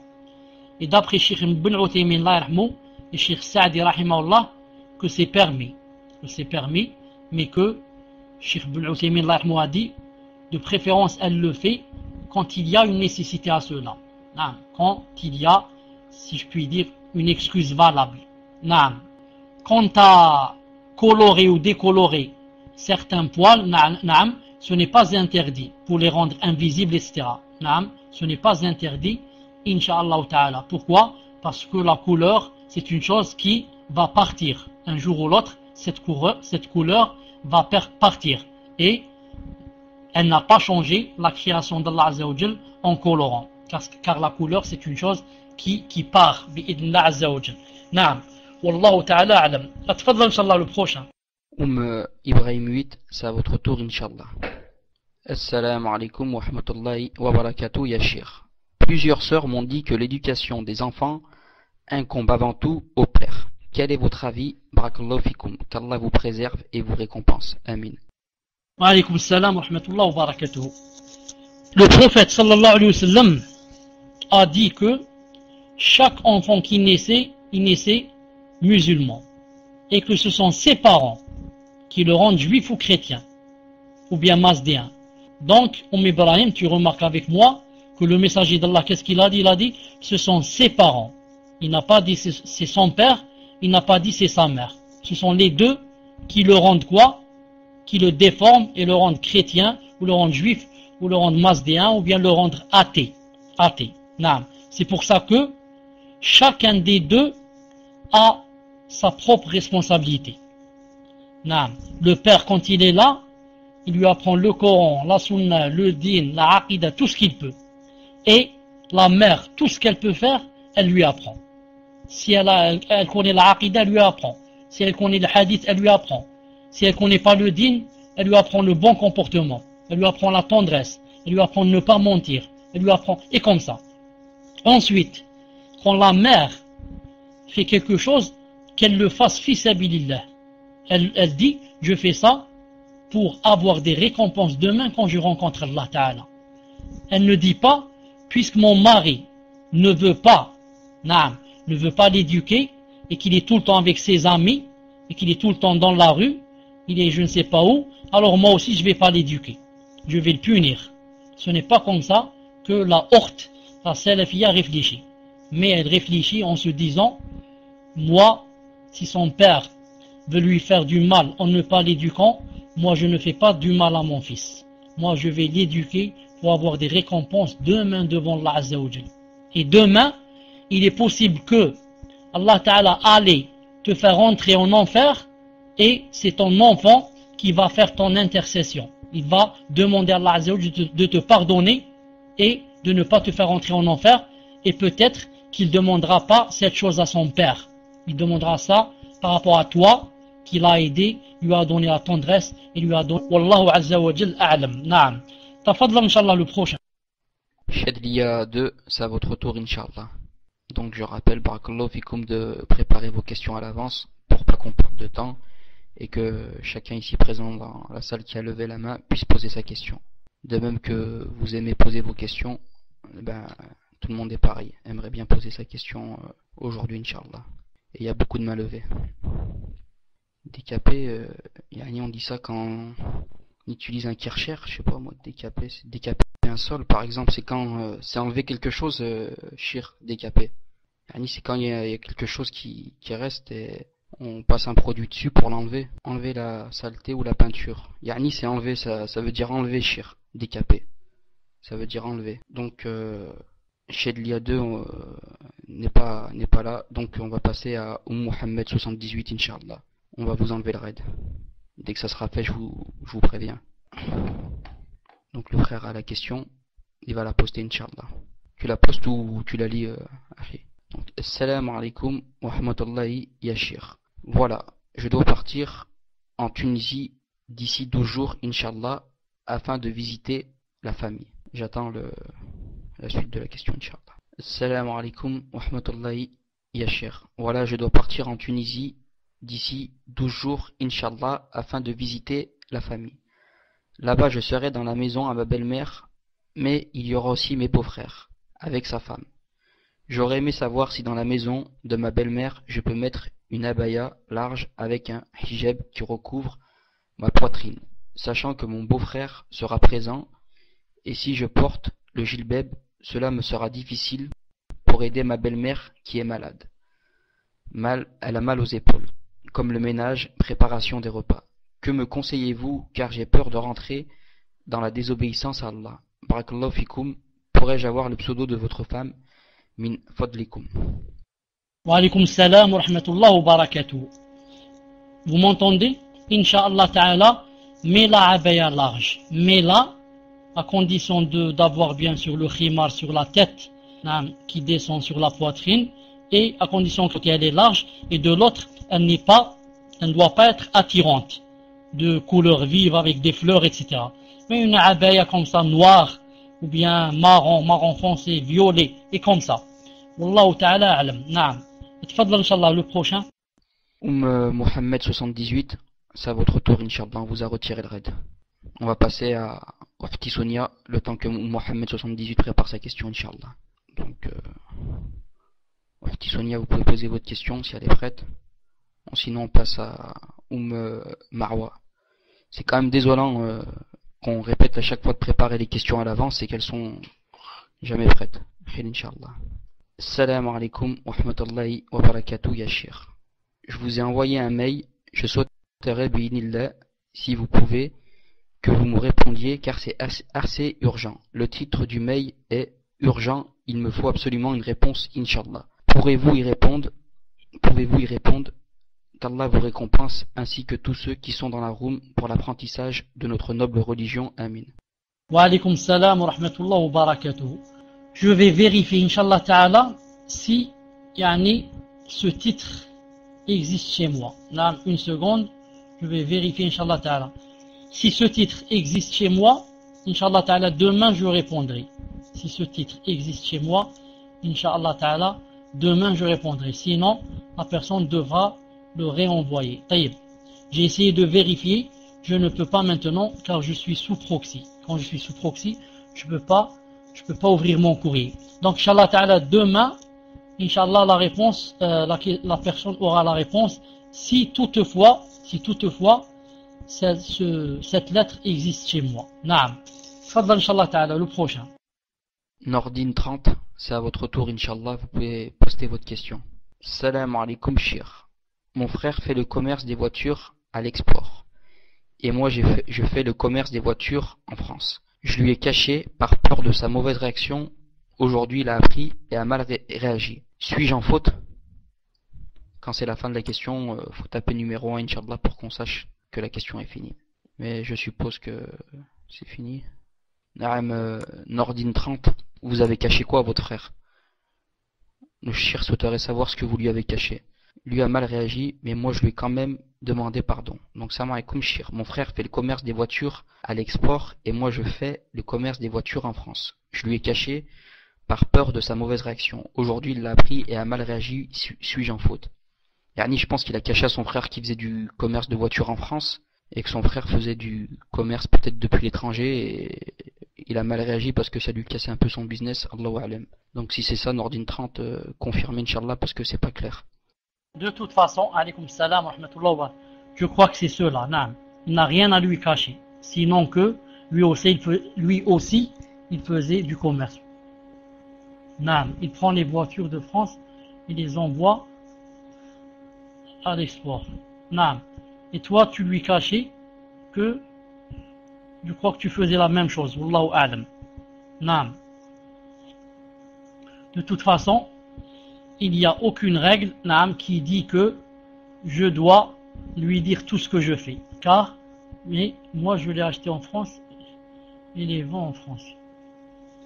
Naam.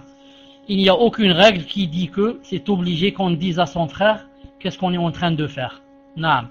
Mais si c'était ton père, ça aurait tout changé.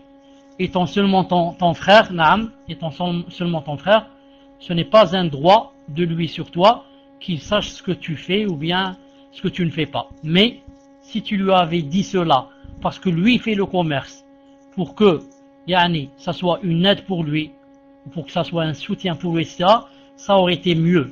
Ça aurait été mieux. Mais maintenant, alhamdoulilah, qu'il l'a su et tu lui as demandé le pardon, c'est encore mieux, Inch'Allah Ta'ala. Et comme ça, Inch'Allah, peut-être que même vous allez travailler ensemble ou peut-être que vous allez vous aider en vous donner des idées, des suggestions. Naam. Mais c'est lui qui t'a appris le commerce. Naam. Naam. En ce sens, quand tu as dit que c'est lui qui m'a appris le commerce, naam, ça aurait été mieux que tu lui dises, naam, pour qu'il sente que ce n'est pas une sorte de trahison de ta part. Il va dire c'est moi qui lui ai appris cette chose et maintenant il fait des choses sans me le dire, etc. Naam. Mais alhamdoulilah que ça s'est arrivé à une bonne fin et vous vous êtes entendus. Alhamdoulilah. Tfaddal le prochain, Inch'Allah.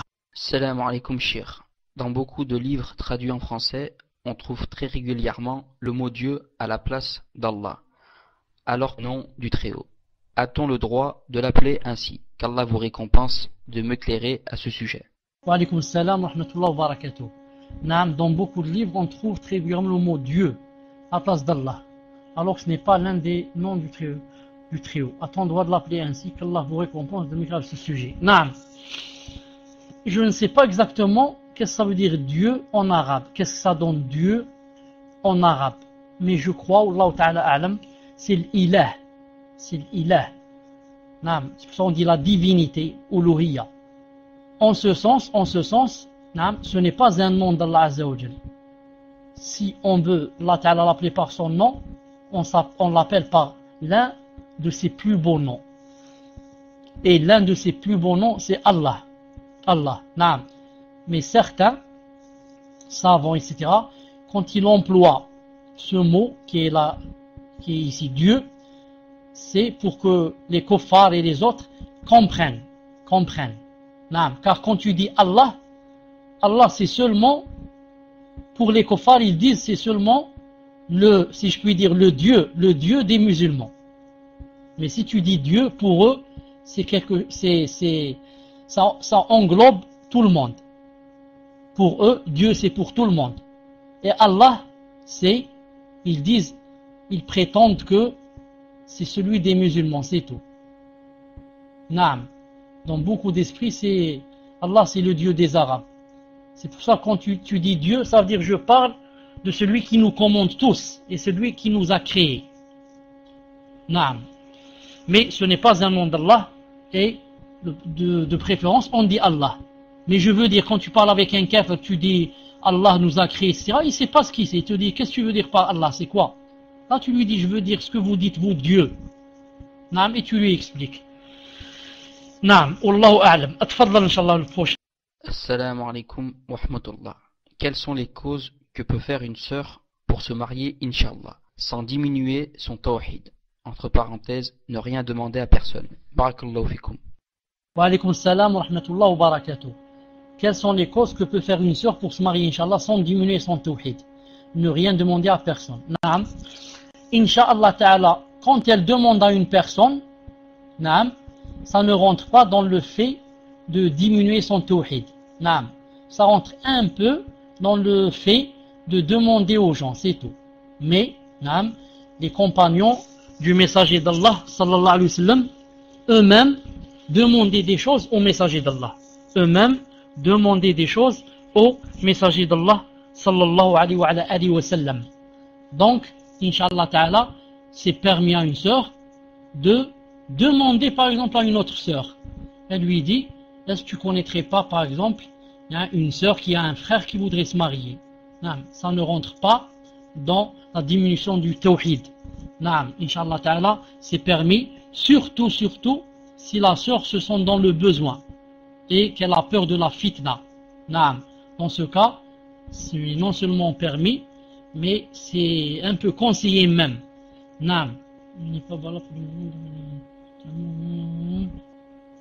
une sœur dit Dieu est un mot géodé chrétien, n'est pas valable pour les musulmans d'après un texte que j'ai lu. Naam, Inch'Allah ta'ala, avec un musulman on dit Allah, mais j'ai dit judéo-chrétien. Naam, j'ai dit pour un chrétien ou un kuffar qui ne comprend pas, qui dit qu'est-ce que vous voulez dire par Allah, on lui dit Allah c'est ce que vous appelez vous Dieu, chez nous c'est Allah, c'est tout, mais on n'appelle pas Allah ta'ala par Dieu. Naam. Et la preuve, comme j'ai dit, que même les compagnons radiyallahu ta'ala anhum ont demandé au messager d'Allah sallallahu alayhi wa sallam des choses. Je donne un exemple par exemple, comme la femme qui a demandé au messager d'Allah de lui faire des doigts pour qu'elle guérisse, ou bien Sulaym, quand elle a demandé au messager d'Allah qu'il prenne son fils Anas ibn Malik, qu'il travaille chez lui. Naam. Ou bien Abu Huraira radiyallahu ta'ala anhu, qui a demandé au messager d'Allah qu'il fasse une dua pour que les croyants aiment Abu Huraira et aiment sa mère. Naam. Et comme le messager d'Allah, quand il a dit, si vous rencontrez Uwais al-Qarni, demandez-lui de vous faire des doigts. Naam. Et comme la question de Hiram bint Milhan, lorsqu'elle a demandé au prophète sallallahu alayhi wa sallam qu'il lui fasse une dua pour qu'elle soit de celles qui vont partir faire traverser les mers pour aller conquérir d'autres pays. Et comme l'aveugle qui a demandé au prophète sallallahu alayhi wa sallam qu'il lui fasse une dua pour que Allah ta'ala lui rende son œil. Naam. Et comme celui qui a demandé au messager d'Allah sallallahu alayhi wa sallam de faire une dua pour faire tomber pour faire tomber la pluie pendant la salat du Jumu'ah. Vous connaissez sûrement cela. Et comme les sahaba qui allaient à l'oncle du messager d'Allah et lui demandaient de faire des doigts pour eux pour que la pluie tombe. Naam. Et comme ça. Donc c'est permis, Inch'Allah ta'ala, de demander quand on est dans le besoin. Et si une sœur a peur de la fitna et veut se marier, c'est qu'elle est dans le besoin, donc qu'elle demande, Inch'Allah ta'ala, à ses sœurs de l'aider à trouver un frère. Et que Allah Azza wa Jal l'aide. Tfadlal. Imran, c'est à votre tour, Inch'Allah. Assalamu alaikum, shir. Est-il permis à la femme qui porte le niqab de se dévoiler le visage devant l'oncle de son mari, c'est-à-dire le frère du père à son mari? Barakallahu fikum, wassalamu alaikum wa rahmatullahi wa barakatuh. Wa alaykum assalam wa rahmatullahi wa barakatuh. Naam, elle ne peut pas bi'idna Azza wa Jal. Si elle est de l'avis qui dit que c'est haram que c'est obligé de mettre le niqab, dans ce cas, elle ne le montre pas à cette personne, naam, qui peut se marier avec elle, naam. Tfadlal, Inch'Allah, le prochain. Sou'al, c'est à votre tour, Inch'Allah. Si votre question n'est pas prête, on va passer à Ijra, numéro 1, Inch'Allah. Donc, Ijra, on vous a retiré le raid, vous pouvez poser votre question, Inch'Allah. Abou et Ninin, c'est à votre tour, Inch'Allah. Vous pouvez poser votre question. Donc je rappelle, Inch'Allah, quand la question ne passe pas, vous la passez à quelqu'un qui n'a pas le raid pour qu'il la poste à votre place. Salam alaikum wa rahmatullahi wa barakatuh. Barakallahu fikum, shir. Mon mari a eu 2 filles avec une femme qui est sortie de l'islam. Maintenant, elles ont 10 et 12 ans. Et quand elles viennent chez nous, elles font salat. Elles ne peuvent pas du tout pratiquer chez leur mère. Ma question est, religieusement, est-ce qu'on est responsable ainsi qu'elles-mêmes? Jazakumullah khairan. Wa alaykum assalam wa rahmatullahi wa barakatuh wa maghfiratuh. Si elles sont pubères, c'est que elles sont déjà responsables. Si elles sont pubères, elles sont responsables d'elles-mêmes. Maintenant, en ce qui concerne, est-ce que vous êtes responsable d'elles si elles sont pubères? C'est leur père qui est responsable d'elles et non pas toi. Non pas toi, la femme. C'est ton mari qui s'est marié avec leur mère qui est responsable de ces deux filles. Ensuite, autre chose, je ne sais pas ce que dit la loi française. Si la loi française, par exemple, lui enlève ses filles de force et les donne à leur mère et qu'il ne peut rien faire, il n'a que des jours où il peut les voir, etc., il est excusé chez Allah subhanahu wa ta'ala, c'est plus fort que lui. Mais si la loi française lui permet que ses filles soient chez lui pour leur apprendre le din, bi'idhna azza wa jal. Mais en supposant que la loi française ne lui donne pas cette alternative, alors il faudrait qu'à chaque fois que lorsqu'il reçoit ses filles, il ne parle que de din et essaie de leur remplir leur cœur de l'amour d'Allah azza wa jal et de l'islam. Allah azza wa jal a'lam. Ne lui permet pas ça. Donc j'ai dit ce qu'il faut faire, Inch'Allah. Salam alaikum, Sheikhana. Ahyakumullah, mon mari souhaite faire une demande de nationalité française pour pouvoir travailler en Suisse. Celle-ci est obligatoire pour pouvoir travailler là-bas, en sachant que les salaires là-bas sont beaucoup plus élevés et nous permettraient de mettre de l'argent beaucoup plus vite, Inch'Allah, pour notre hijra. Quel est l'avis de nos chouyours sur ce sujet? Barakallahu fikum, Sheikhana. Wa alaykum salam wa rahmatullahi wa barakatuh. L'avis de la plupart des chouyours, bi'idhna azza wa jal, nos chouyours, hafidahumullah, qu'il est interdit à un musulman de demander une nationalité de kuffar. Qu'il est interdit à un musulman de demander une nationalité de kuffar. Que ce soit pour se marier, que ce soit pour les salaires qui sont élevés, que ce soit pour autre chose. Il y a interdiction, bi'idhna ta'ala, de demander cette chose, surtout si c'est à cause des salaires, etc. Mais il faudrait qu'on remplisse nos cœurs de l'amour d'Allah Azza wa Jal. Qu'est-ce qui nous attend demain quand on va rencontrer Allah, le paradis, les délices, la vision d'Allah. Tout cela est beaucoup plus important que cette dunya éphémère qui, d'ici peut-être une heure, une demi-heure, on va mourir, on ne sait pas ce qui va se passer. Wallahu subhanahu wa ta'ala a'lam. Tfaddal le prochain, Inch'Allah. Younes Saad, on vous a pas retiré le raid, mais Inch'Allah ça va être fait et vous pouvez poser votre question. C'est bon, on vous a retiré le raid. Salam alaikum shir, ma question concerne ceci. Ma sœur est dans un groupe qui s'appelle Al-Idil wal Ihsan et ça fait fitna dans ma famille à savoir. Donc la question n'est pas finie de Hijra, Inch'Allah. Donc ils autorisent le serrage des mains et la mixité, ma mère est très peinée. C'est des soufis takfiri, dit Uraba. Donc le frère il dit Al-Adl wal Ihsan. Donc je vous laisse le micro, shir, Inch'Allah. Wa alaykum salam wa rahmatullah. En fait, je ne vois pas la question. C'est seulement une exposition d'un cas. Et mon mari ne veut pas, ou presque plus, que je vois ma soeur. Naam. Donc tu as terminé Hijra. Écrit numéro 1, si tu as terminé, je vais répondre. Est-ce qu'il est permis, question à ta place, est-ce qu'il est permis par exemple de désobéir à son mari, de voir ma soeur? Est-ce que c'est comme ça la question? De toute façon, j'attends, Inch'Allah Ta'ala, ta question. Khalas, je réponds, Inch'Allah Ta'ala. Je réponds, Inch'Allah Ta'ala. Taïb, ton mari, bi'idhna Ta'ala, a raison. Et il faut lui obéir en ce sens de quoi? En ce sens de ne pas la voir fréquemment à cause des innovations qu'elle fait. Et à cause des péchés qu'elle fait. Mais il n'a pas raison s'il te demande de rompre les liens définitivement. Cela, car c'est ta sœur quand même, elle vient du même père et de la même mère et elle n'a pas fait quelque chose de vraiment ce qu'on appelle grave. Elle a fait des péchés, et elle est dans la faute, il faut lui donner des nasiha, etc. Mais pas au point de ne plus de rompre avec elle définitivement. On peut rompre avec elle, c'est-à-dire pas définitivement. Une certaine durée pour lui montrer que on n'est pas ravi de ce qu'elle fait ni en agrès, pour lui montrer que on n'agrée pas le comportement qu'elle a, car elle est en train de suivre des gens qui sont dans le faux et qui prêchent le faux. Non. Mais rompre définitivement, ce n'est pas permis. Pour ma mère, quel comportement dois-je adopter? Car je veux pas qu'il fasse la da'wa. Non. Je ne sais plus quoi faire car toute la famille prend sur elle et son mari. Donc ce n'est pas à la famille. Car la famille sûrement que ne va pas te croire. Ils vont dire celle-là, masha'Allah, elle est bien, elle parle avec les versets, elle est simple, elle n'est pas comme vous. Hein, vous tout est haram. Elle, masha'Allah, elle serre la main, elle rigole, elle enlace, elle fait tout, masha'Allah.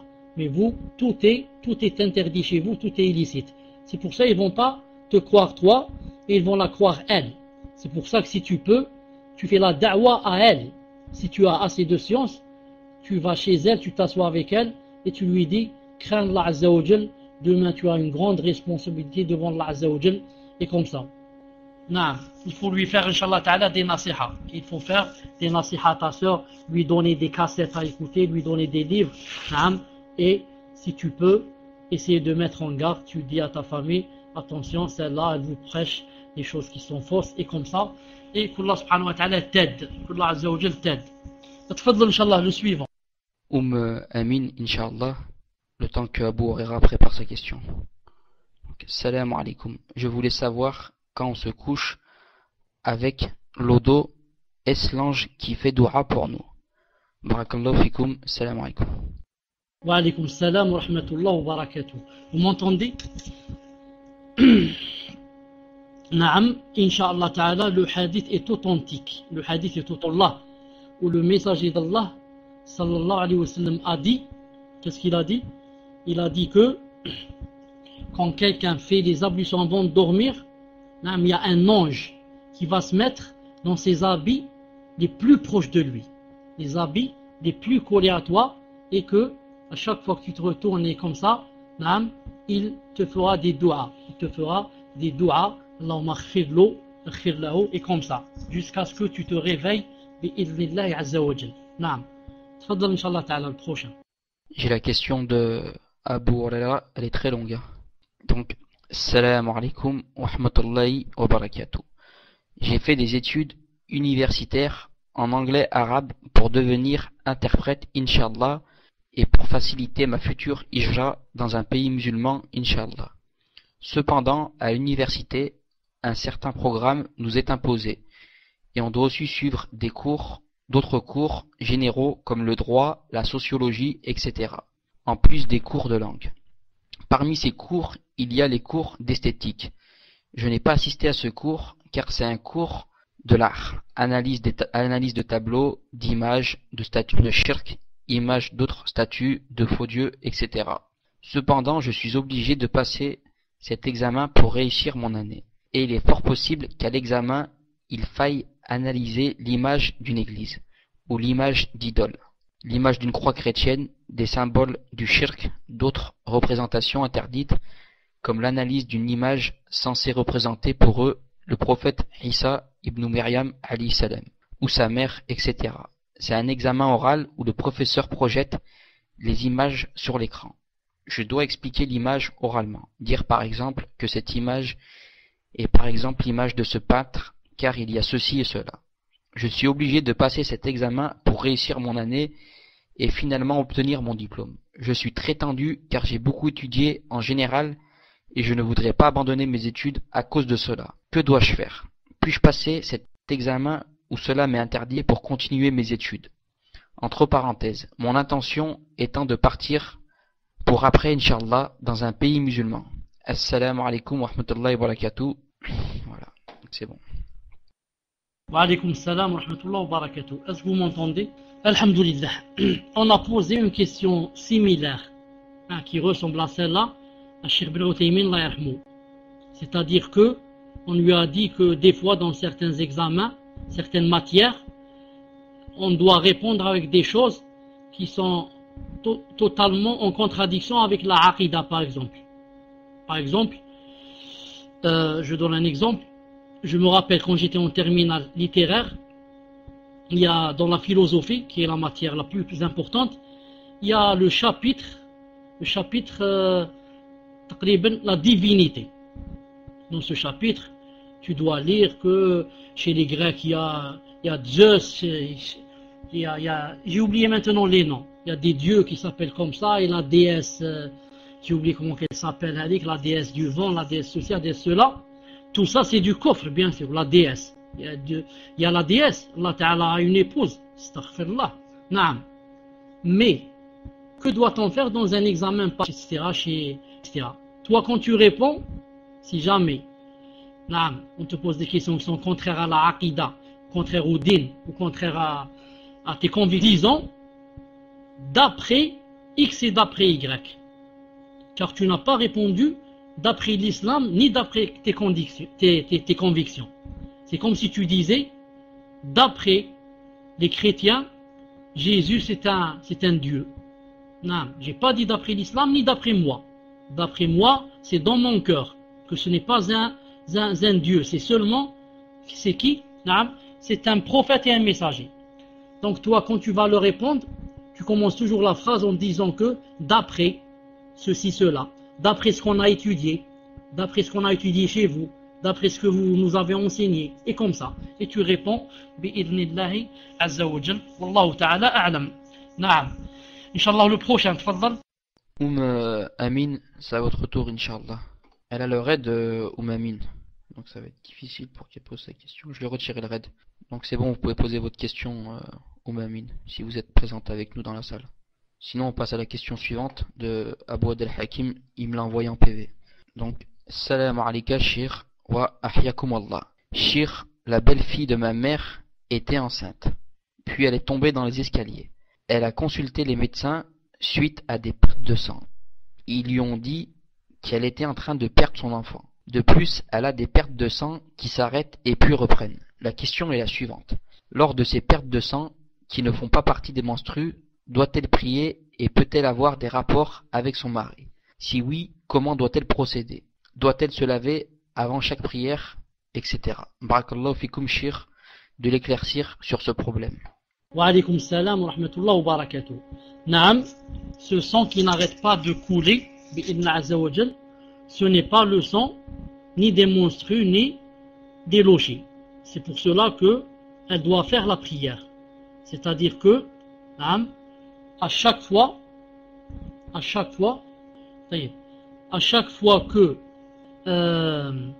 qu'elle va faire la prière, qu'est-ce qu'elle fait? Elle lave les parties intimes et elle met comme ça une couche pour que le sang ne cesse de couler, et elle fait sa salate. Et avec ses ablutions, elle peut faire quoi? Elle peut faire les nafilas qui sont avant la salate et qui sont après, et qui sont juste après la salate. Mais à condition que, pour chaque salate, elle lave les parties intimes, et quoi? Et, comme j'ai dit, elle met quelque chose comme ça, pour que le sang ne coule pas, et elle fait, Inch'Allah Ta'ala, sa salate. Inch'Allah Ta'ala, c'est comme ça, la réponse, bi'idnillah azza wa jal. Naam. Et elle peut, naam, la première fois, elle peut, naam, prendre une douche, et commencer, naam, ses salates, comme j'ai dit, et à chaque fois, tu les ablutions pour chaque salate. Tfaddal. Salam alaikum, Shir. Mon mari et moi et mes enfants voulons faire la hijra. Mais ma belle-mère qui est divorcée ne veut pas nous suivre. Elle a une fille qui est mariée qui peut s'occuper d'elle. Que doit-on faire? Qu'Allah vous récompense.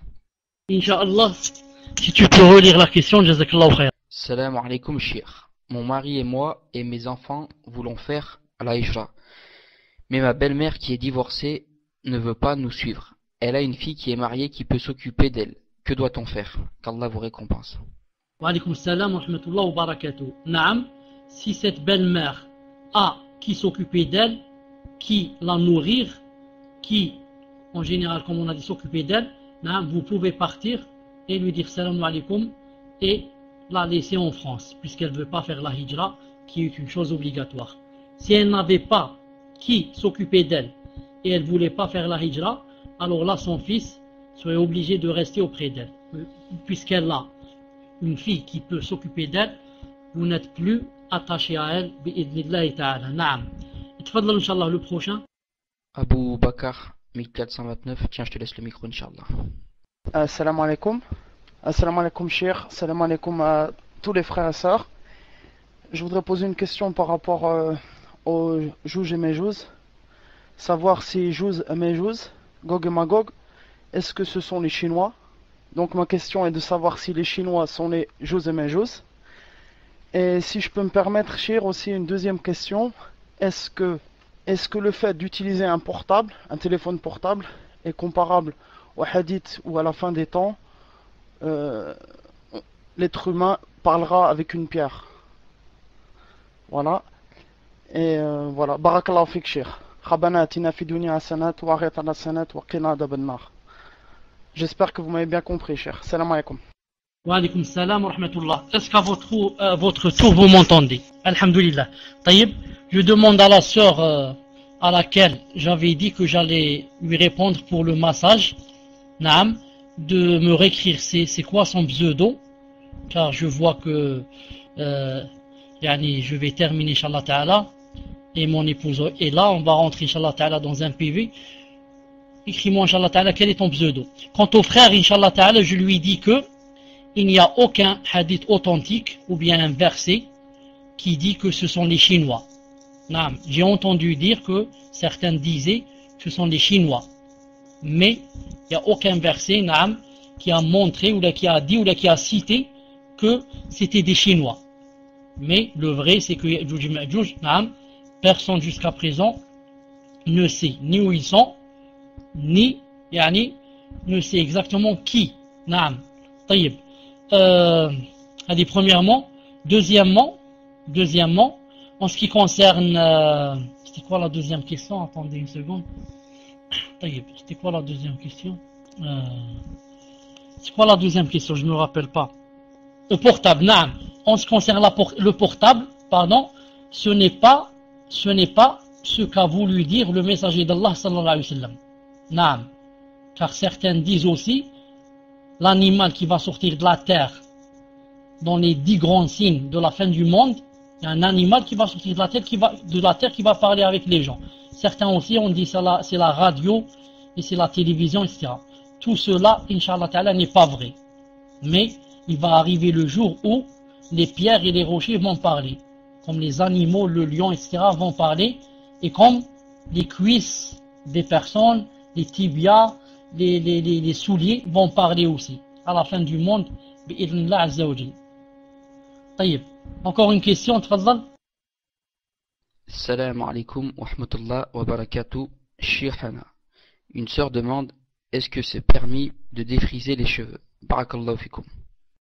Wa alaykoum salam wa rahmatullah wa barakatuh. Naam, c'est permis de se défriser les cheveux. C'est permis de s'embellir et, naam, surtout si c'est pour son mari, bi'idhnillah azza wa jalla. Naam. Tfaddal, Inch'Allah, le prochain. NS2, c'est à votre tour, Inch'Allah. On vous a retiré le raid. Salam alaikum wa rahmatullahi wa barakatuh. Est-ce qu'à l'endroit est-ce qu'on a le droit de refuser un plat de nourriture en sadaka d'un voisin de peur de la sorcellerie? Car cela est beaucoup répandu dans certains pays. Naam. Alaykoum salam wa rahmatullahi wa barakatuh. Naam. Quand quelqu'un nous donne une chose à manger, on n'est pas obligé de l'accepter si on a peur qu'elle contient de la sorcellerie ou bien elle contient du poison ou elle contient une chose dont on a peur. Naam, ce n'est pas une chose qu'on est obligé d'accepter. Naam, cela dépend de nous. Si on veut, on accepte. Si on a peur, naam, on n'accepte pas. On est libre, bi'idhnillah ta'ala. Il n'y a rien qui nous force. Naam. Et au contraire, si on sait que ça contient de la sorcellerie ou bien du poison, on l'accepte, c'est que on a voulu se faire du mal à soi-même et c'est interdit de se faire du mal à soi-même. Ismaël 78, Inch'Allah. Vous pouvez poser votre question, on vous a retiré le raid. Salam alaikum. Dans un hadith, le prophète sallallahu alayhi wa sallam nous dit que la prière d'une personne qui entend l'Adhan mais ne se rend pas à la mosquée, sa prière n'est pas acceptée. Qu'en est-il en France où on n'entend pas l'Adhan et que la personne ne se rend pas à la mosquée pour prier avec la jama'a? Barakallahu fikum. Wa alaykoum salam wa rahmatullah wa barakatuh. En fait, le messager d'Allah sallallahu alayhi wa sallam, quand il a dit cela, cela ne veut pas dire que si on n'entend pas l'adhan, ça veut dire on n'est plus obligé d'aller à la mosquée. Car si c'était ainsi, alors le sourd va faire la prière à la maison. Il va dire, moi, alhamdoulilah, j'entends pas l'adhan, alors que la mosquée se trouve en face de lui. Mais ce qu'a voulu dire le messager d'Allah, sallallahu alayhi wa sallam, c'est que quand on habite à une distance par rapport à la mosquée, que si le muezzin fait l'appel, on l'entend, alors dans ce cas on est obligé d'aller à la mosquée. Voilà ce que voulait dire le messager d'Allah sallallahu alayhi wa sallam. Il veut dire que si tu habites près de la mosquée, de façon à ce que si quelqu'un va faire le adhan, tu vas l'entendre, alors tu es obligé d'aller à la mosquée. Donc conclusion, vous devez calculer de combien peut-on entendre à peu près le muezzin quand il fait l'appel, s'il le fait sans microphone, et si on habite dans une campagne, et s'il n'y a pas d'immeuble, et s'il n'y a pas de vent qui détourne son appel, et si celui qui fait le adhan, s'il a une voix, masha'Allah, une voix forte. À combien de kilomètres, à combien de mètres va-t-on l'entendre?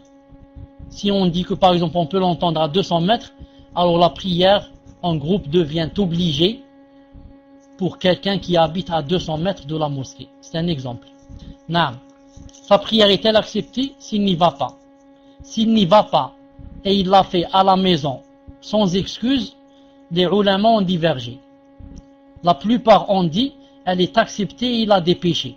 Et d'autres ont dit, comme Ibn Hazm, et d'autres ont dit elle n'est pas acceptée.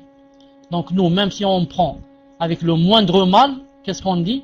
On dit que il l'a fait avec des péchés. À quoi ça me sert de faire la prière avec les péchés? Moi je veux faire la prière pour me rapprocher d'Allah Azza wa Jal et avoir des récompenses demain quand je vais le rencontrer, et non pas pour me remplir de quoi? Pour me remplir de péchés. Naam. Voilà, Inch'Allah Ta'ala, pour aujourd'hui. Je commence, Inch'Allah Ta'ala, à me fatiguer. Fikum barakallah. On va se rencontrer, Inch'Allah Ta'ala, après demain, Bidna Azza wa Jal. Jazakumullahu khayran d'avoir assisté. Barakallahu fikum. Subhanakallahumma bihamdik. Ashhadu an la ilaha illa anta astaghfiruka wa atubu ilayk. Je dis à la sœur, comment elle s'appelle? Ubaydallah Ta'ala, que, Inch'Allah Ta'ala, je suis prêt, Bidna Azza wa Jal. Barakallahu fikum. Assalamu alaikum.